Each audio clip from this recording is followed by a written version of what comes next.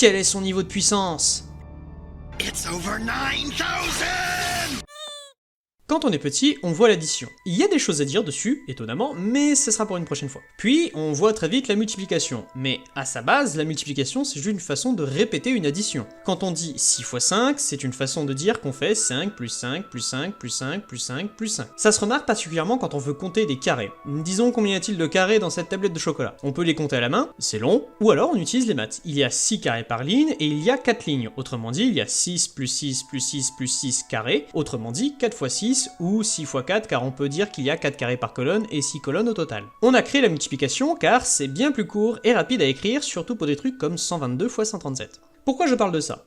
Pour une raison toute simple. Si multiplier c'est juste répéter une addition, alors faire une puissance, c'est juste répéter une multiplication. Si je prends ça, ça se lit 5 puissance 3. Le petit 3 noté en exposant s'appelle la puissance. En maths, on mélange souvent les deux mots vu que pour des nombres, exposant et puissance, c'est souvent pareil. 5 puissance 3, donc, est égal à 5 fois 5 fois 5. On a répété le 5 3 fois. Ça donne 125.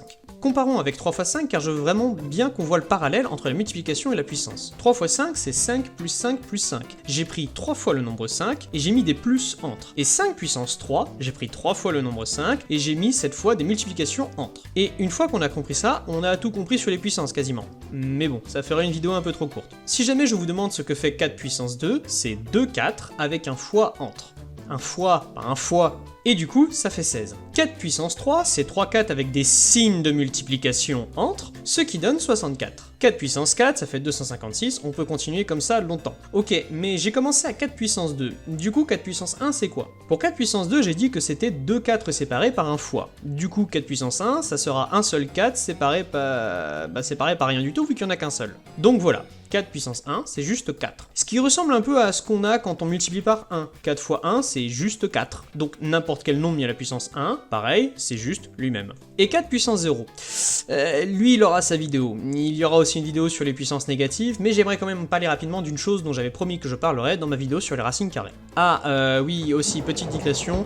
Mettre à la puissance 2, on appelle ça aussi parfois mettre au carré. Par exemple, 6 puissance 2, on peut aussi dire 6 au carré. Car si on a un carré, la figure géométrique, de côté 6, pour calculer son aire, on fait 6 fois 6, donc 6 puissance 2, donc on a décidé de dire 6 au carré. Et pareil, à la puissance 3, on appelle ça au cube, parce que de la même manière, ça sert à calculer le volume d'un cube. Mais revenons sur l'erreur la plus fréquente dans les copies de collège et de lycée, les nombres négatifs quand on leur met une puissance. On vous a peut-être appris que quand on multiplie des nombres négatifs, il faut rajouter des parenthèses. Par exemple, 5 fois moins 2, on met une parenthèse sur le moins 2 car c'est bizarre d'avoir deux signes à la suite. C'est pour dire non, on fait pas une soustraction, voyons, c'est un nombre négatif. Et éviter les confusions. Pour les puissances, c'est encore pire, et ça a à voir avec les priorités. Basiquement, la puissance a priorité sur la multiplication, et donc aussi sur l'addition. J'ai très envie de dire par transitivité, mais après il va falloir que j'explique ce que c'est, et c'est pas le sujet de la vidéo, donc tant pis. Donc, avec cette information sur la priorité, imaginons maintenant que l'on veut mettre le nombre moins 2 au carré. Ok, ben allons-y. Donc, non. Si j'écris ça, c'est pas moins 2 que j'ai mis au carré. Bah oui, la puissance est prioritaire sous la soustraction. Et même s'il y a rien avant, le moins ici indique bien une soustraction. C'est comme s'il y avait un 0 avant, si vous voulez. En tout cas, si jamais on la calcule, on va faire d'abord